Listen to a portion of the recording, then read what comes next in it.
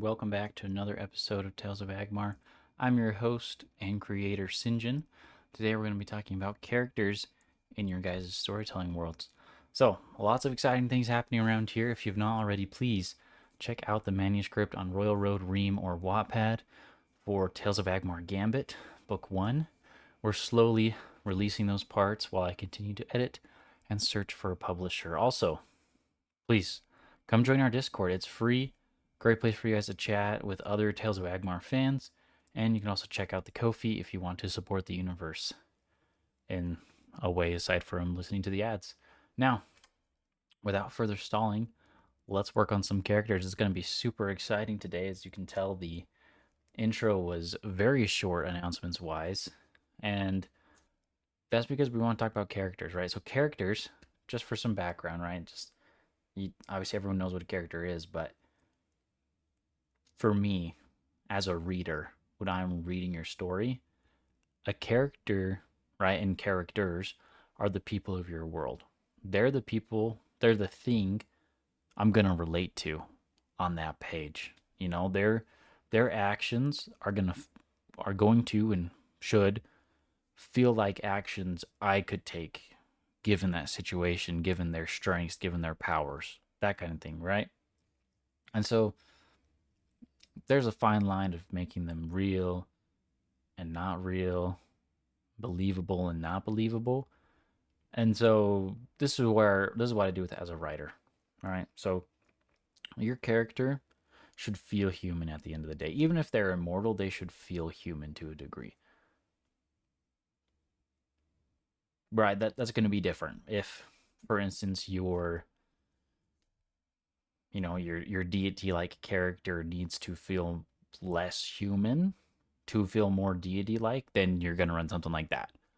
But that main character, and right, this is my preferences on this. Your main character should feel human to me. Should feel like they have some human flaw to them.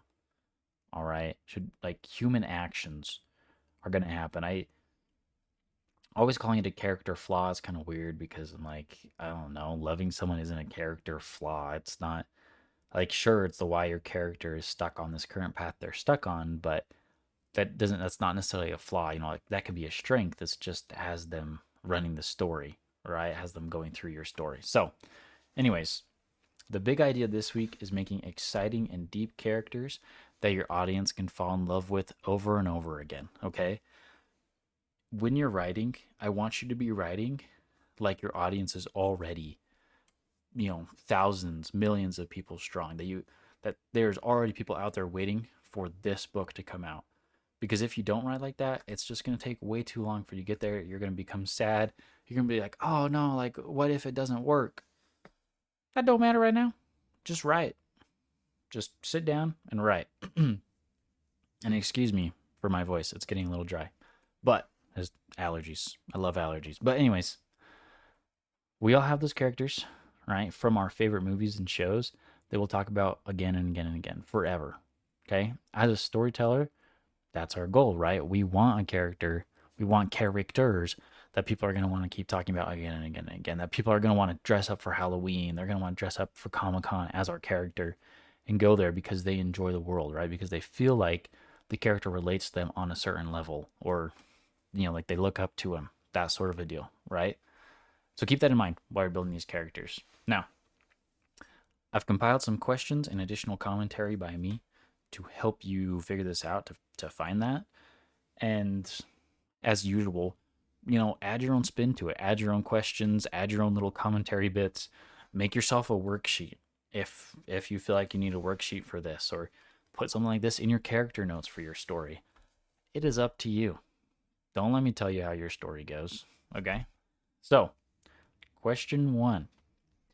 What character/story made you want to be a writer/storyteller? Okay? And obviously this goes for any kind of storyteller. We're just hitting it mainly at the writing perspective. So, this should be an inspiring story, if it's from a story, and it also just could have really resonated with you, right? But upon finishing the story, the thought immediately coming out of your head was like something, along the lines of, I could write a story, or oh, that was so fantastic. I want to write a story. Or, like I could make a story like that, but then change these things or put it in this setting. That's your seed. That's what made you begin to have like the thoughts of being an author, your author canon event, so to speak. Okay, hold on to that. Now, from this, especially if this is a character or even if it's just a story, right?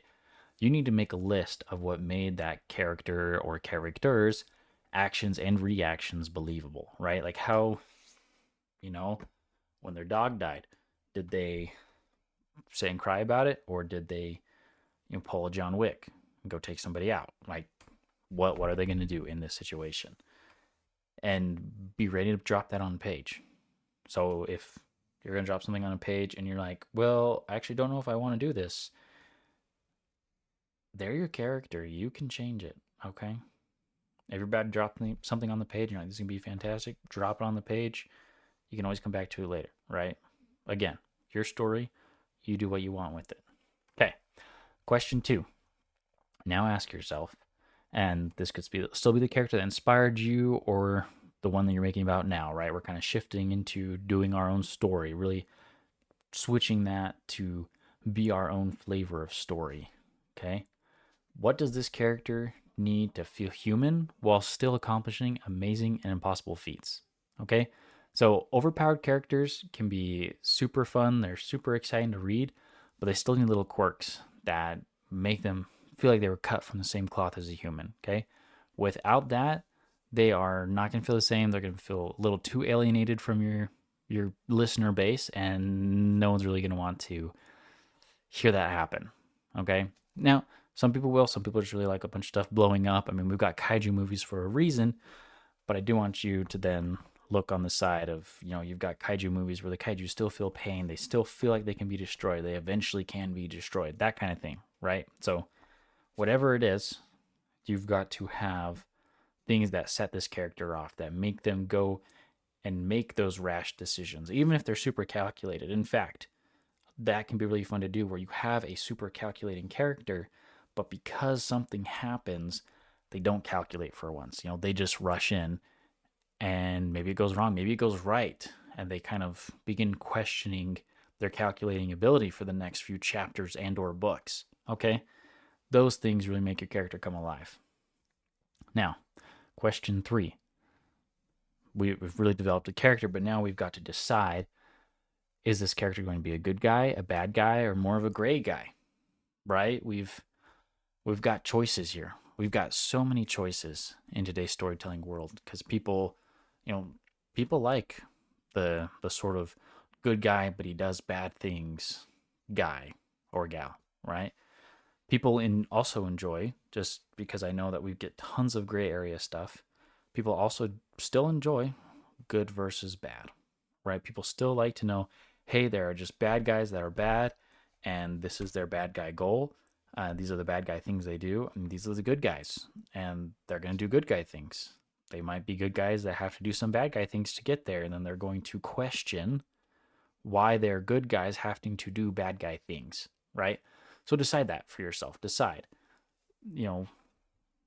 is this character going to be a good guy? Is this character going to be a bad guy? What's the reader going to see in the beginning? And let's take this moment to dive into a little special note I have here, right? So we've talked about it's totally okay to have a big character in your story that's just a bad guy.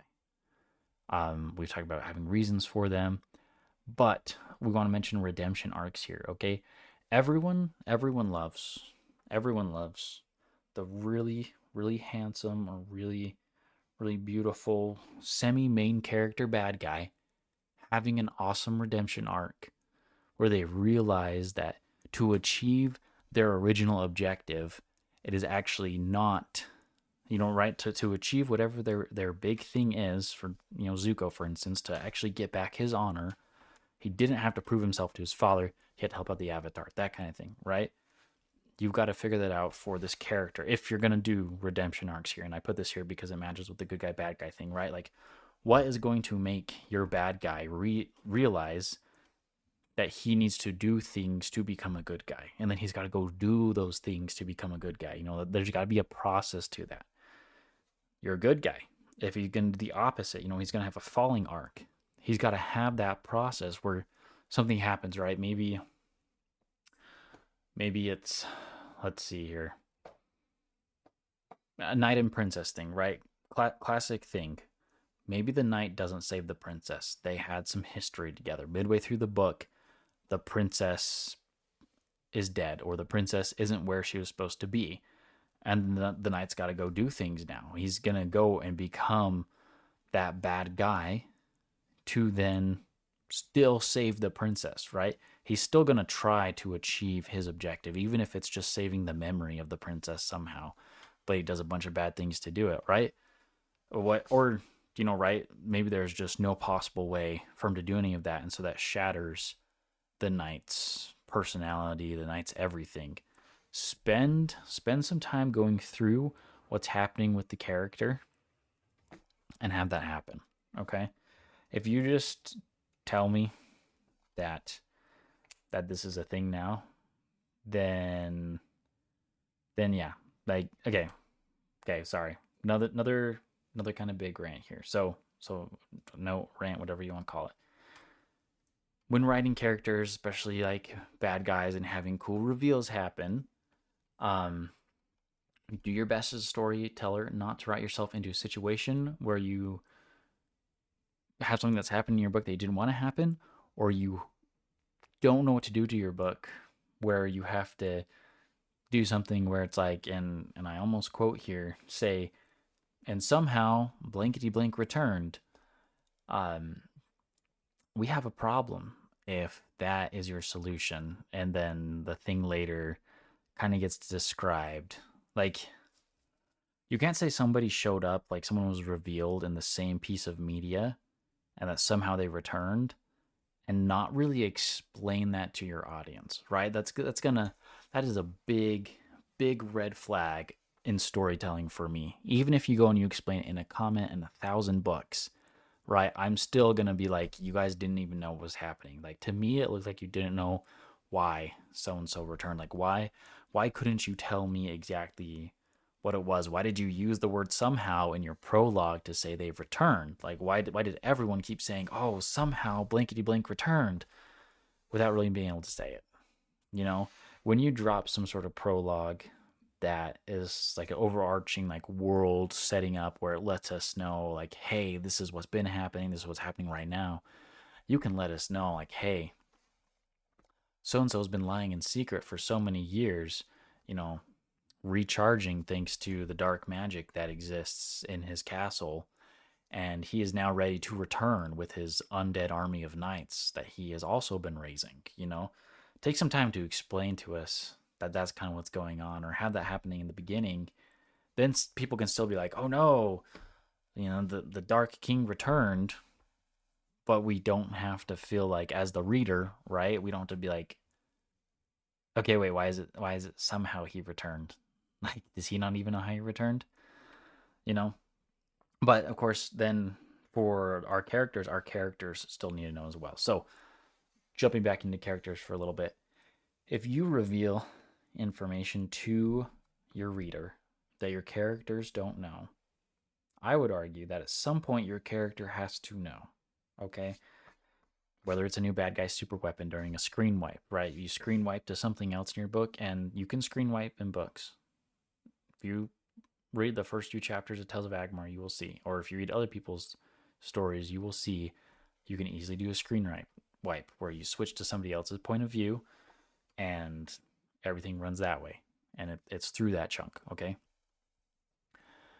But eventually our reader has, like, the reader's knowledge and the character's knowledge have to meet up at some point. The character then has to figure out how so-and-so returned, and how them returning that way means they can defeat them. Because this is another thing, there's another caveat I have. While having a good like hack and slash against your boss can be fun, it can be cool, it can be exciting. If you had one of his minions earlier be like resistant to gunshots, but then broke like your bad guy bro can now be defeated by gunshots without anything else happening, or it staggers him or something, right? You can't really have that because that doesn't make sense. Even if it looks cool in your head or on screen, you've got to have things that make sense happening. Okay. If you've got something that you put up where, blankety blank gets taken out, but you never mention how blankety blank gets put back together. And I'm not just talking about like a person now, I'm talking about even just like objects, right? Or if there's a huge problem where somebody's radio dies in the woods, but then a few chapters later they somehow contact their team, right? Unless you write it in later where it's like, oh yeah, it was actually a ghost that contacted them through the radio, and they're a bad guy ghost or they're a good guy ghost, right? Or they're just a ghost playing pranks on humans, kind of thing. That not as exciting as like it being a good guy or bad guy ghost, but you need details like that in your story so that it comes alive. You need details like that for your character so that when your character is stumbling through this world, going through all these challenges that you have happening in front of them, that they feel like they're living in a world. Without all that, it's kind of starts becoming notes on a page. It's not a complete and full story that feels like it's lived in. Okay, those are the big stories that I talk about all the time, is the stories that I feel like the characters lived inside the story. I'm like, yeah, they feel alive. That's what people talk about. When your world is big enough or just big enough that it feels lived in, that it feels plausible, and your character is just larger than life enough to where they still feel human, they still connect with the reader on an emotional level, but then can do these impossible feats. That's what we're shooting for at this point, okay? So, from here, keep asking yourself these questions, okay? It's totally okay just to have a page or two devoted to some stuff about your character right now. Probably don't plop all of that inside a chapter, but if you only have 2 pages of notes for your character, or not even a full page of notes on your character, you just kind of know their general personality and know how they would react to some normal life instances, then you can figure this out, okay? You don't have to know what your character would eat for breakfast. If you do, nothing against you. That is fantastic. That's good to know. I would just say, you might as well include them eating that for breakfast, or maybe it becomes their personal endeavor against some side plot character, because that side plot character hates beans on toast, but they love beans on toast, right? If your character loves beans on toast, I'm sorry, they probably don't like me, but I digress. Some people like it, some people don't. Okay? Those are details that you could totally include in your story to add more depth. Just make sure they're explored a little bit by your story too. Again, if you come to the editing phase of your story and you're like, okay, it doesn't make sense to have my character, rant about the fact that he, is upset that no one else likes beans on toast, or it doesn't have to be beans on toast, right? It could be kiwis and peanut butter. Okay. If your character loves kiwi and peanut butter, but no one else will eat kiwi and peanut butter, and they're butthurt about it for 3 pages, that makes no sense. That's totally fine. You can cut it. It doesn't have to be in there. But you at least took the time to explore it and then decide that makes no sense. Okay? As just, I don't know, I find it interesting when people talk about knowing their character so well, and then I'm like, okay, fantastic. I want to know your character too. Right? I want to be able to feel like I know your character quite well, that I know how they would react to certain situations. I don't need to know everything about your character all the time. Sweet. So, excuse me, one more thing. When we're diving into characters, you've got to play into the stereotypes of the character that you made. For instance, if you've got some overprotective girlfriend that looks all innocent, but in your notes is way more messed up than her boyfriend, yeah, she would totally kill someone to protect her boyfriend. Okay? If she's that level of overprotective, and it doesn't have to be like the overprotective, like, oh, you're mine kind of thing. It can be the overprotective of you are the only good thing left in my life. I am going to make sure that nothing bad happens to you. That you can have that kind of boss level material, have that character do random things where people are just like, okay, wow, I was not really expecting you to do that, but I'm glad you did, kind of a thing, and have those sorts of moments. That makes for a good character building. Okay? it gets weirder when your character has no depth and they just go and they save people for like no reason, and they don't have a good reason. They're like, if they've been beat up their whole life, but then they're going to go save people, that seems semi counterproductive. It's great to have good people, like I've mentioned before, but your character has to have a reason for being a good person, right? Like they're not going to go. And then another thing too, if your characters are going to like run training arcs, even if it's just like by themselves, I would suggest they have better training arcs. And then, one more thing, right? When you give your character skills, you can't give them every single skill in the book to the max degree. There's gonna have to be some things they're good at. There's gonna have to be times they fail, right? And if you're having a hard time deciding if your character could fail or should fail or not, then roll a 20-sided dice or something, and then whether it's higher or lower, decide to what degree they failed. Just like a D&D check. That'll help you add some of that more randomness of life. There we go. Because life is random. There's so many variables going on all at the same time. It's your book should feel that way to a degree. Obviously, you've got full creative control over it. But if your players don't feel like, or not players, if your readers don't feel like absolutely anything could happen in your world, then I would argue it might just not be alive enough for them. So, obviously, that goes for my books too. But thank you so much for listening, everyone. Keep listening to the end to help us out and support the project of Tales of Agmar. Join us next week on Monday at 5 p.m. Mountain Daylight Time for another episode. We'll be diving into some more character development, which again, I feel like that's like the big, super important personal part of storytelling. But till we get there, this has been Sinjin with Tales of Agmar, and wherever you are, be a good one.